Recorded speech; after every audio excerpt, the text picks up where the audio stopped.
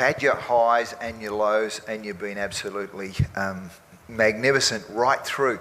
How does one get up off the deck when things aren't going well?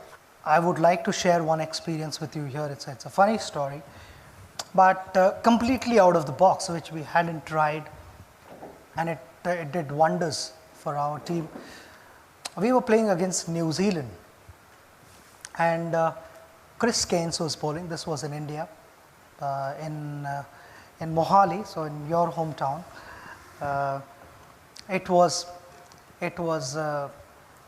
The ball was reverse swinging, and Chris Keynes was virtually beating us 2-3 times an over. I was batting with Rahul Dravid, so the main batters were batting. We'd like to believe that we were the main batters. And we were getting beaten, and we were sort of clueless because we couldn't see the shine. Sometimes the surfaces are such that it becomes a little difficult to figure out which side is the shiny side and which is the rough side. I expect all you guys to know what reverse swing is. Reverse swing is wherever the shiny side is, the ball starts to go in that direction. Even if the bowler wants the ball to go in the opposite direction, it will not go because of the imbalance and the surface of the ball. So Chris had started doing that, and I met with Rahul in the middle of the wicket, in the middle of the over. I said, I've got an idea. And he said, do you want to share it now or after the over? I said, I'll share with you after the over, but it can work.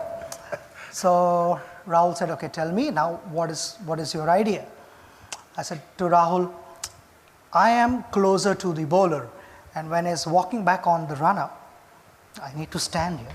When he's walking back onto his run-up, I would be watching him closely, and I'd be watching the ball. Which side is the shiny side and which side is the rough side? So Rahul said, then what happens after that? I said, whichever side is the shiny side, I will hold the bat in that hand. If he's going to bowl an outswinger, the bat is going to be in my left hand. If he's bowling in swinger, the bat is in my right hand at the non-striker's end. So that's the only time in my career when the batsman is ready to face the ball. He's not watching the bowler, he's watching the bat in my hand. So he's very good. So Rahul is watching me, and suddenly you see a couple of cover drives being hit for boundaries, and on drives passing piercing mid-wicket and mid-on, and Chris is like wondering, these guys were getting beaten a couple of times every over, and suddenly I'm giving away a couple of boundaries. There's definitely something wrong. So all the fielders were watching me because I was, watching Chris and not Rahul. And normally no batsman stands facing the bowler. He would be like facing the other batter.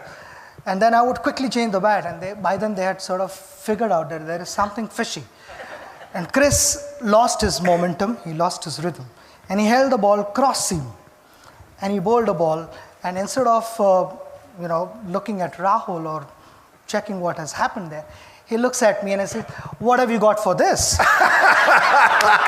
Chris didn't realize that I had also warned Rahul that if I don't know what is coming, I'm going to hold the bat in the middle. So that is how the story goes. So it's just, in short, it's just being a step ahead of your opposition.